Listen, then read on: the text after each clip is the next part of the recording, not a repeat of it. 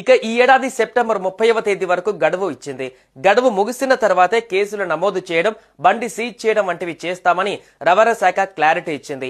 Insurance, PUC certificate ఇవ్వకుండా నిబంధనలు విధిస్తూ ఉత్తర్వులు జారీ చేసింది. ముందు జాగ్రత్తగా గడువు తేదీ లోపే నంబర్ ప్లేట్లు ఏర్పాటు చేసుకోవాలని అధికారులు సూచించారు. ఇక పాత వాహనాలకు కొత్త నెంబర్ ప్లేట్లు ఏర్పాటు చేసుకోవాల్సిన బాధ్యత వాహన యజమానిదే అని రవాణా శాఖ తెలిపింది. అది లేని వాహనాలను అమ్మాలన్నా కొనాలన్నా రవాణా కార్యాలయంలో పేరు మార్చుకోవడం సాధ్యం కాదు. వాహన బీమా, పొల్యూషన్ సర్టిఫికేట్ వంటివి కూడా జారీ చేయరు.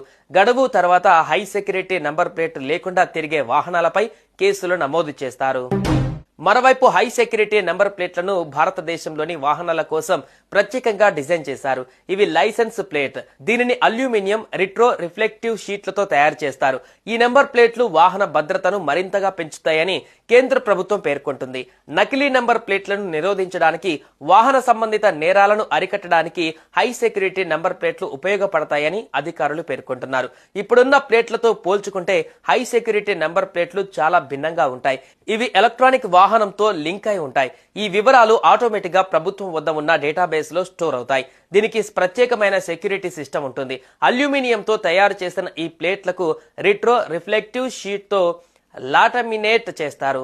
అందుకే ఈ నెంబర్ ప్లేట్లు రాత్రి వేళల్లో కూడా. ఇక ఈ ఏడాది